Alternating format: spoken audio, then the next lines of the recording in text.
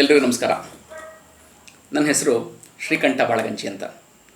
ನಾನೊಬ್ಬ ಹವ್ಯಾಸಿ ಬರಹಗಾರ. ವೃತ್ತಿಯಲ್ಲಿ ಸಾಫ್ಟ್ವೇರ್ ಕಂಪ್ನಿಲಿ ಕೆಲಸ ಮಾಡ್ತಾಯಿದ್ದೀನಿ. ಸುಮಾರು 30 ವರ್ಷಗಳ ಕಾಲ ಸಾಫ್ಟ್ವೇರ್ ಕಂಪ್ನಿಲಿ ಕೆಲಸ ಮಾಡಿದವನು. ಈಗ ಪ್ರವೃತ್ತಿಯಲ್ಲಿ ನಾನೊಬ್ಬ ಹವ್ಯಾಸಿ ಬರಹಗಾರ, ಅಂಕಣಕಾರ. ನನ್ನ ಏನಂತೀರಿ.com ಅಂತ ಒಂದು ಬ್ಲಾಗ್ ಇದೆ. ಸುಮಾರು 1200 ಲೇಖನಗಳನ್ನು ಬರೆದಿದ್ದೀನಿ. ನಾಡು, ನಡೆ, ನುಡಿ, ಸಂಸ್ಕಾರ, ಸಂಸ್ಕೃತಿ, ಕ್ರೀಡೆ ಮತ್ತು ಪ್ರಸ್ತುತ ವಿಷಯಗಳು, ಪ್ರಚಲಿತ ವಿದ್ಯಮಾನ, ಈ ರೀತಿಯಾದ ವಿಷಯಗಳ ಕುರಿತಾದ ಸುಮಾರು 1200 ಲೇಖನಗಳನ್ನು ಬರೆದಿದ್ದೀನಿ. ಅದಲ್ಲದೆ ನನಗೆ ಇತಿಹಾಸ ಅನ್ನೋದೊಂದು ಇಷ್ಟವಾದ ಖುಷಿಯಾದ ಒಂದು ವಿಷಯ. ಸೊ ಹಾಗಾಗಿ ಇತಿಹಾಸದಲ್ಲಿ ಏನೇ ಆದರೂ ನನಗೆ ಓದ್ಕೊಂಡು ಅದನ್ನು 4 ಜನಕ್ಕೆ ಹಂಚಬೇಕು ಅನ್ನುವಂಥ ಒಂದು ಆಸೆ. ಸೊ ಹಾಗಾಗಿ ನಾನು ಇವತ್ತು ನಿಮ್ಮೆಲ್ಲರ ಮುಂದೆ ಒಂದು ತುಂಬ ಚೆನ್ನಾಗಿರುವಂಥ ರೋಚಕವಾದ ಒಂದು ಇತಿಹಾಸನ ನಿಮ್ಮ ಮುಂದೆ ಇಡ್ತಾ ಇದ್ದೀನಿ. ಸೊ ನೋಡೋಣ, ಅದನ್ನು ಬನ್ನಿ.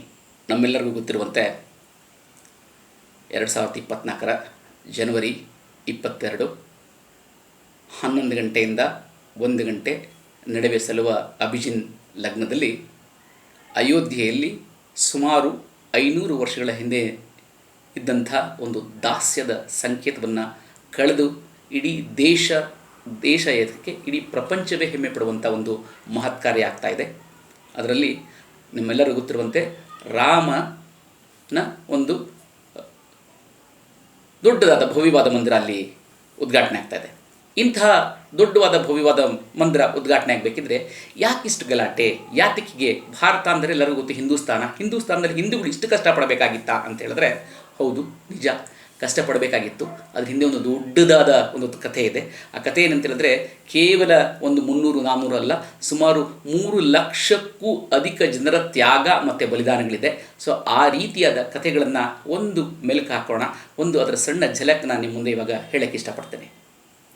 ನಮಗೆಲ್ಲರಿಗೂ ಗೊತ್ತಿರುವಂತೆ ನಮ್ಮಲ್ಲಿ 4 ಯುಗ ಇದೆ: ಸತ್ಯಯುಗ, ತ್ರೇತಾಯುಗ, ಅದಾದಮೇಲೆ ದ್ವಾಪರ ಯುಗ, ಕಲಿಯುಗ. ಇವಾಗ ನಡೀತಾ ಇರೋದು ಕಲಿಯುಗದ 5100 ಚಿಲ್ಲರೆ. ಅಂದರೆ ಸುಮಾರು ತ್ರೇತಾಯುಗ ಅಂತ ಹೇಳಿದ್ರೆ ನಾವು ತೊಗೊಂಡ್ರೆ ಒಂದು 25,000 ವರ್ಷಗಳ ಹಿಂದೆ ತೊಗೊಳ್ತು ಅಂತ ಹೇಳಿದ್ರೆ 25 ವರ್ಷಗಳ ಹಿಂದೆ ಅಲ್ಲಿ ಸೂರ್ಯವಂಶ ಅಂತ ಇತ್ತು. ಅಂದರೆ ಇಕ್ವಾಕ್ಷು ವಂಶ ಅಂತ. ಆ ಇಕ್ವಾಕ್ಷು ವಂಶದ ರಾಜನೇ ದಶರಥನ ಮಗನೇ ನಮ್ಮ ರಾಮ ಏನಂತ ಹೇಳಿದ್ರೆ ಎಲ್ಲರಿಗೂ ಗೊತ್ತಿರೋ ಹಾಗೆ ರಾಮ ಕೇವಲ ಒಬ್ಬ ರಾಜ ಆಗಿರಲಿಲ್ಲ, ಅವನೊಬ್ಬ ಆದರ್ಶ ಪುರುಷ ಆಗಿದ್ದ.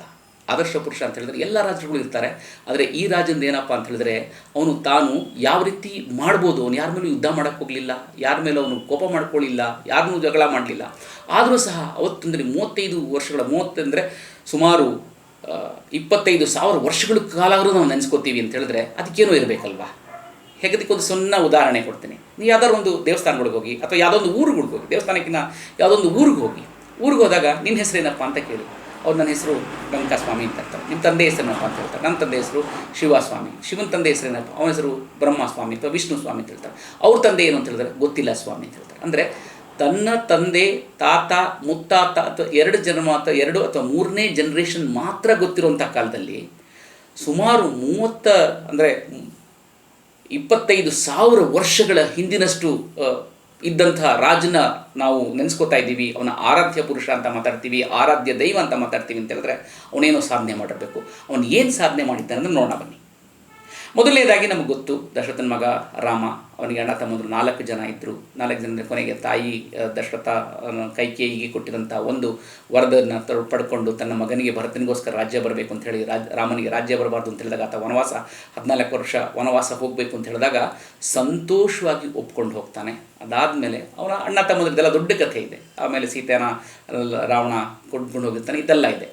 ಈ ರೀತಿಯಾದ ಎಲ್ಲ ಆದಮೇಲೆ ರಾಮನ ಅವಸಾನ ಆದಮೇಲೆ ಅವನ ಮಗ ಕುಶ ಕಟ್ಟಿದ್ದೇ ಈ ಅಯೋಧ್ಯೆ.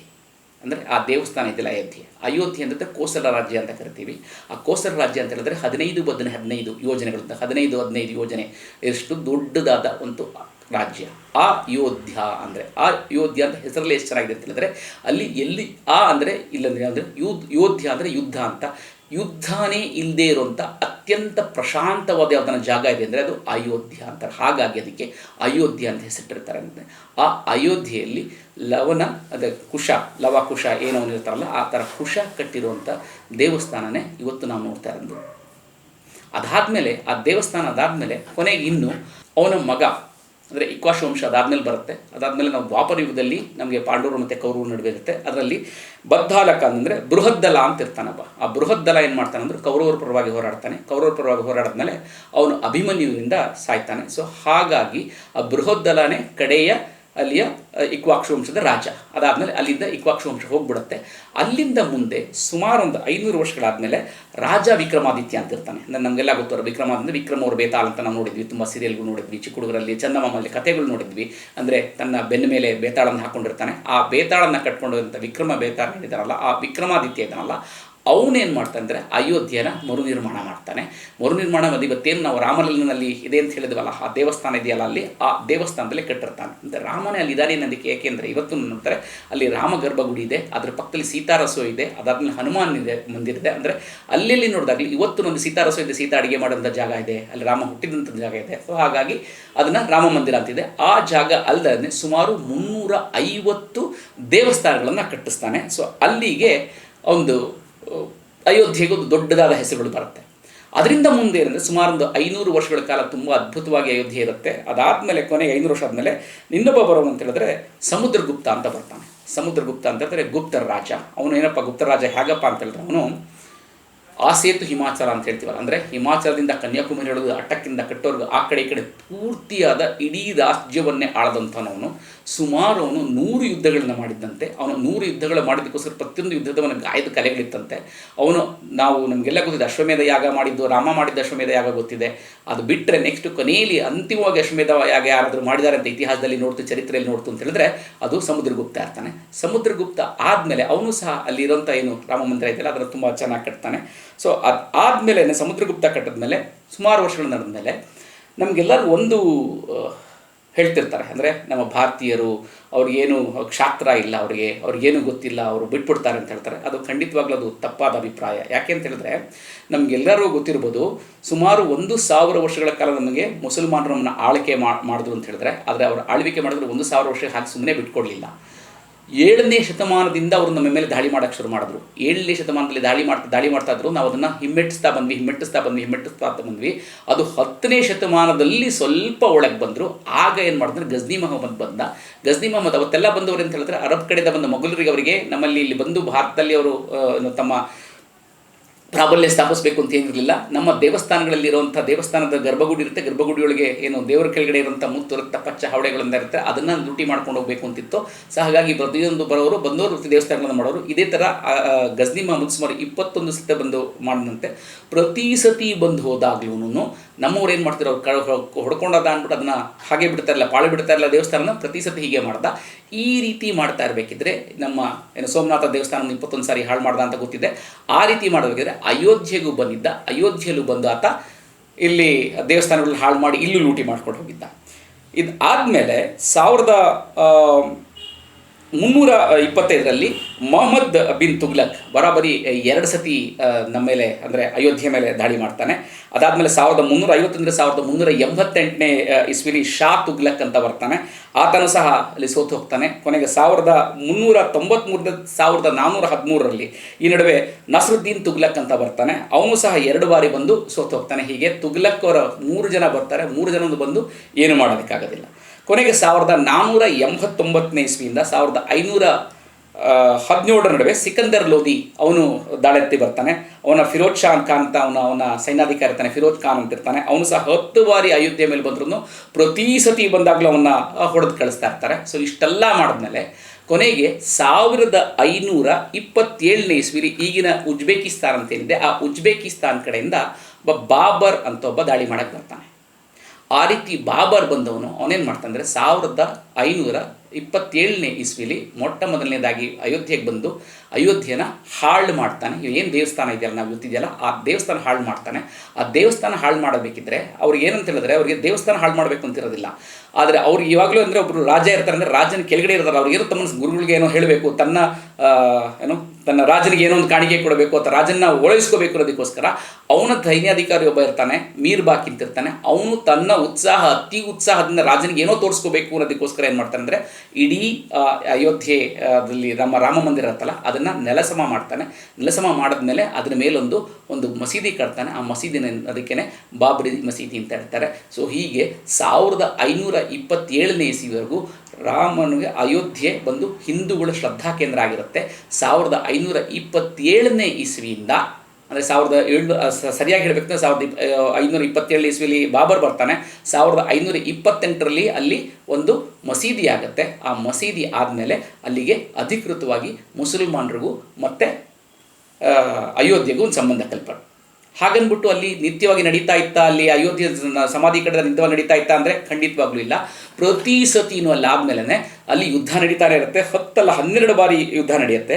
ಎಷ್ಟಪ್ಪ ಅಂತ ಹೇಳಿದ್ರೆ 1530ನೇ ಇಸ್ವಿಲಿ ಹಿಂದೂಗಳು 10 ಯುದ್ಧಗಳನ್ನು ಮಾಡಿ ಅದನ್ನು ವಶಪಡಿಸ್ಕೊಳ್ತಾರೆ. ಪ್ರತಿ ಸತಿ ವಶಪಡಿಸ್ಕೊಂಡು ತಿರ್ಗಾ ಅವರು ಮುಸಲ್ಮಾನರ ದಾಳಿಯಾಗಿರುತ್ತೆ. ಹಾಗಾಗಿ ಒಂದು ಸತಿ ವಶಪಡಿಸ್ಕೊಳ್ತಾರೆ, ಬಿಡ್ತಾರೆ, ವಶಪಡಿಸ್ಕೊಳ್ತಾ ಬಿಡ್ತಾರೆ. ಈ ಥರ ಯುದ್ಧದಲ್ಲಿ ಸುಮಾರು ಲಕ್ಷಾಂತರ ಜನ ಸಾಯ್ತಾ ಬರ್ತಾರೆ.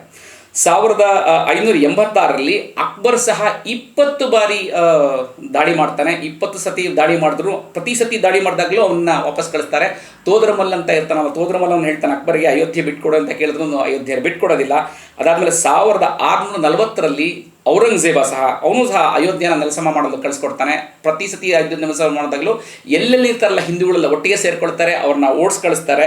ಸೊ ಈ ಸತಿ ಔರಂಗಜೇಬು ಬಂದಾಗ ಆವಾಗ ಗುರು ಗೋವಿಂದ್, ಸಿಖ್ಖರ ಏನು ಧಾರ್ಮಿಕ ಗುರು ಇರ್ತಾರೆ ಗುರು ಗೋವಿಂದ್, ಅವರು ಬರ್ತಾರೆ. ಅವರು ಬಂದು ಹಿಂದೂಗಳ ಜೊತೆ ಸೇರಿಕೊಳ್ತಾರೆ. ಅವರು ಬಂದು ಔರಂಗಜೇಬನ ಹೊರಗಡೆ ಕಳಿಸೋದ್ರಲ್ಲಿ ದೊಡ್ಡ ಸೈನ್ಯ ಕಳಿಸಿ ಅವನು ಸೋತು ವಾಪಸ್ ಕಳಿಸ್ತಾರೆ. ಇಷ್ಟೆಲ್ಲ ಆದಮೇಲೆ ಅಂದರೆ ಪ್ರತಿ ಸತಿ ಮಾಡಿದಾಗ್ಲೂ ನಮ್ಮ ಭಾರತದ ಅಸ್ಮಿತೆ ಅನ್ನೋದನ್ನು, ಅಯೋಧ್ಯೆ ಅನ್ನೋದು ನಮ್ಮ ಭಾರತೀಯರ ಮತ್ತು ಹಿಂದೂಗಳ ಅಸ್ಮಿತೆ ಇರುತ್ತೆ ಮತ್ತು ಅಸ್ತಿತ್ವ ಇರುತ್ತೆ. ಹಾಗಾಗಿ ಪ್ರತಿ ಸತಿನೂ ಬಿಟ್ಟುಕೊಡ್ತಾ ಇರಲಿಲ್ಲ, ನಾವು ಅದನ್ನು ತೊಗೊಳ್ಬೇಕು ಅಂತಲೇ ಪ್ರಯತ್ನ ಪಡ್ತಾ ಇದ್ವಿ. ಹೀಗಾಗಿ 1600ರಿಂದ 1700 ಹಾಗೆ ಇರುತ್ತೆ. ಕೊನೆಗೇನಂದರೆ 1930ನೇ ಇಸ್ವಿಲಿ ಏನಾಗುತ್ತೆ ಅಂದರೆ ಅಲ್ಲಿ ಒಬ್ಬರು ಮಹಂತ್ ರಘುದಾಸ್ ಅಂತಿರ್ತಾರೆ. ಅವ್ರೇನು ಮಾಡ್ತಾರೆ ಅಂದರೆ ಆ ಒಂದು ಪಾಳು ಬಿದ್ದಂಥ ಒಂಥರ ಇರುತ್ತಲ್ಲ ಅಲ್ಲಿಗೊಂದು ಮೇಲ್ಗಡೆ ಒಂದು ಅಂತಸ್ತು ಕಟ್ಟಬೇಕು ಅಂತ ಯೋಚನೆ ಮಾಡ್ತಾರೆ. ಸೊ ಅವ್ರೇನು ಮಾಡ್ತಾರೆ ಅಂತ ಹೇಳಿದ್ರೆ ಹೀಗೆ ಹಿಂದೂ ಮತ್ತು ಮುಸಲ್ಮಾನರ ಮಧ್ಯದಿಂದ ಪೂಜಾ ಸ್ಥಳ ಇರುತ್ತಲ್ಲ, ಅವಾಗ ಬ್ರಿಟಿಷರು ಏನು ಮಾಡ್ತಾರೆ, ಸರಿ ಹೀಗಾದರೆ ಒಂದು ಕೆಲಸ ಮಾಡಿ ಅಂದ್ಬಿಟ್ಟು ಅದರ ಮಧ್ಯ 3 ಡಿವೈಡ್ ಮಾಡ್ತಾರೆ. ಒಂದು ಆ ಕಡೆ ಬಿಡ್ತಾರೆ, 2 ಬಿಟ್ಟು ಮಧ್ಯದಲ್ಲಿ ಒಂದು ರಾಮನಿಗೆ ಒಂದು ದೇವಸ್ಥಾನ ಮಟ್ಟು ಅದರ ಮೇಲೆ ರಘುದಾಸ್ ಅಂತ ಇರ್ತಾರಲ್ಲ ಅವರು ಮಹಂತ ರಘುವರ್ ದಾಸ್ ಅಂತ ಅವರಿಗೆ ಅದು ಕೊಡ್ತಾರೆ. ಹೀಗೆ ಸ್ವತಂತ್ರ ಹೋರಾಟ ನಡೀತಾ ಇರುತ್ತೆ. ಬ್ರಿಟಿಷ್ನ ಹೊರಗಡೆ ಕಳಿಸಬೇಕು ಅಂತಿರ್ತಾರೆ. ಸೊ ಬ್ರಿಟಿಷರು ಕಳಿಸ್ಬೇಕಿದ್ರೆ ಅವಾಗ ಯಾರು ಹಿಂದೂ ಮುಸ್ಲಿಂ ಅಂತ ಯೋಚನೆ ಮಾಡ್ತಿರಲಿಲ್ಲ, ಎಲ್ಲರಿಗೂ ಭಾರತಕ್ಕೆ ಸ್ವತಂತ್ರ ತಂದುಕೊಡ್ಬೇಕು ಅಂತಿರುತ್ತೆ. ಹಾಗಾಗಿ ಅಲ್ಲಿ ಯಾವುದೇ ಆದ ಧಾರ್ಮಿಕವಾಗಿ ಕಿತ್ತಾಟ ಇರಲಿಲ್ಲ. ಆದರೆ ಆಗ ಬ್ರಿಟಿಷರಿಗೆ ಒಂದು ಅರ್ಥ ಆಗುತ್ತೆ, ನಾವು ಭಾರತನ ಈ ರೀತಿ ಇಟ್ಕೊಳ್ಬೇಕು ಅಂದರೆ ಏನು ಸ್ವತಂತ್ರ ಸಂಗ್ರಾಮ ನಡೀತಾ ಇದನ್ನು ನಾವು ತಡಿಬೇಕು ಅಂತ ಹೇಳಿದ್ರೆ ಭಾರತದಲ್ಲಿ ಹಿಂದೂ ಮತ್ತು ಮುಸಲ್ಮಾನರ ಮಧ್ಯೆ ಒಂದು ವೈಮನಸ್ಯ ತರಬೇಕು ಅಂತ. ಅದಕ್ಕೋಸ್ಕರ ಏನು ಮಾಡ್ತಾರೆ ಅಂತ ಹೇಳಿದ್ರೆ ಅಲ್ಲಿ ಹೋಗ್ಬಿಟ್ಟು ಆ ವಿವಾದದ ಜಾಗ ಏನಿರುತ್ತೆ ಅಲ್ಲಿ ಒಂದು ದನದ ಮಾಂಸ ಅಂತ ಹೇಳಿದ್ರೆ ಆ ಜಾಗಕ್ಕೆ ಹೋಗ್ಬಿಟ್ಟು ಏನು ಮಾಡ್ತಾರೆ, ರಾಮ ಮಂದಿರದಲ್ಲಿ ಒಂದು ಗೋಹತ್ಯೆ ಮಾಡಿಬಿಡ್ತಾರೆ. ಅಂದರೆ 1934ರಲ್ಲಿ ಆ ಏನು ಜಾಗ ಇರುತ್ತಲ್ಲ ಆ ಜಾಗದಲ್ಲಿ ಒಂದು ಗೋಹತ್ಯೆ ಮಾಡಿಬಿಡ್ತಾರೆ. ಆ ಗೋಹತ್ಯೆ ಮಾಡಿದಾಗ ಹಿಂದೂಗಳಿಗೆ ತುಂಬ ಕೋಪ ಬರುತ್ತೆ. ತುಂಬ ಕೋಪ ಮಾಡಿದಾಗ ಅಂದರೆ ಅವಾಗಲೊಂದು ಸಂಘರ್ಷ ಶುರುವಾಗುತ್ತೆ. ಇವತ್ತೇನು ನಾವು ಕರಸೇವೆ ಅಂತ ಹೇಳ್ತೀವಿ, ಅಲ್ಲಿ ಹೋಗಿ ಕುಟ್ಟಬೇಕು ಅಂತೇಳಿ ಇವತ್ತೇನು ನಾವು 1992ನೇ ಇಸ್ವಿಲಿ ಅಲ್ಲಿ ಹೋಗಿ ಹೊಡೆದಾಕೋದು ಅಂತ ಹೇಳ್ತೀವಿ, ಅದಲ್ಲ. ಅದಕ್ಕಿಂತ ಮುಂಚೆನೇ 1934ನೇ ಇಸ್ವಿಲಿ ಆಗಿರುತ್ತೆ. ಆ 34ನೇ ಇಸ್ವಿಲಿ ಅಲ್ಲಿ ಹೋಗಿ ಎಷ್ಟು ಬೇಕೋ ಅಷ್ಟನ್ನೆಲ್ಲ ಹೊಡೆದಾಕಿರ್ತಾರೆ.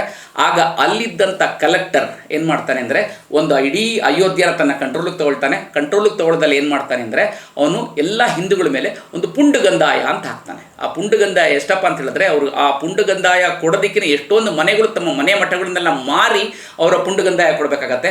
ಆದರೂ ಸಹ ಅವ್ರು ಯಾರೂ ಬೇಜಾರು ಮಾಡ್ಕೊಳ್ಳಲ್ಲ. ನಾವು ಕೊಡ್ತಾ ಇರೋದು ಅದು ನಮ್ಮ ಶ್ರದ್ಧಾ ಕೇಂದ್ರ ರಾಮನಿಗೋಸ್ಕರ ಕೊಡ್ತಾ ಇದ್ದೀವಿ ಅಂತೇಳಿ ಸಂತೋಷದಿಂದ ಕೊಟ್ಬಿಟ್ಟಿರ್ತಾರೆ. ಎಷ್ಟೊಂದು ಜನ ಅವ್ರು ಏನು ಮಾಡ್ತಾರೆ ಅಂದರೆ ಕೊಡೋಕ್ಕಾಗೋದಿಲ್ಲ, ಅವ್ರ ಹತ್ರ ಇರೋದು ಮನೆ ಮಾರಿದ್ರೂ ಉಳಿಯೋಕ್ಕಾಗಲ್ಲ ಅಂತ ಹೇಳಿದಾಗ ತನ್ನ ಇನ್ನೂ 1 ವರ್ಷ ಅಲ್ಲ 2 ವರ್ಷ ಅಲ್ಲ 5 ವರ್ಷ 10 ವರ್ಷ ಅಂದರೆ 15 ತಮ್ಮ ಜೀವಮಾನ ಅವಧಿವರೆಗೂ ಅವರು ಪುಂಡಗದಾಯನ ಕಟ್ಟಿರ್ತಾರೆ. ಅದಾದಮೇಲೆ ಏನು ಮಾಡ್ತಾನೆ ಆ ಕಲೆಕ್ಟರ್ ಏನು ಮಾಡ್ತಾನೆ ಅಂದರೆ ಮತ್ತೆ ಏನು ಮಸೀದಿಗೆ ಎಲ್ಲ ಅವರೆಲ್ಲ ಹೊಡೆದಾಕಿರ್ತಾರಲ್ಲ ಆ ಮಸೀದಿ ಹೊಡೆದಿದ್ದಕ್ಕೆಲ್ಲ ಅದನ್ನೆಲ್ಲ ಸರಿಯಾದ ಒಂದು ತಿರ್ಗಾ ಮೇಲ್ಛಾವಣಿ ಹಾಕಿಸಿ ಅದನ್ನು ಮಾಡ್ತಾನೆ. ಸೊ ಹೀಗಾಗಿ 1934ರಿಂದ 1947ವರೆಗೂ ಯಥಾಸ್ಥಿತಿ ಹಾಗೆ ಕಾಪಾಡ್ಕೊಂಡು ಬರುತ್ತೆ. ಇನ್ನು 1947 ಸ್ವತಂತ್ರ ನಮಗೆ ಭಾರತಕ್ಕೆ ಸ್ವತಂತ್ರ ಬರುತ್ತೆ. ಆ ಸ್ವತಂತ್ರ ಬಂದಿದ ನಂತರ ಅಯೋಧ್ಯೆಯ 2ನೇ ಅಧ್ಯಾಯ ಶುರು ಆಗುತ್ತೆ. ಆ ಅಯೋಧ್ಯೆಯ 2ನೇ ಅಧ್ಯಾಯನ ಮುಂದಿನ ಸಂಚಿಕೆಯಲ್ಲಿ ನೋಡೋಣ. ನಮಸ್ಕಾರ.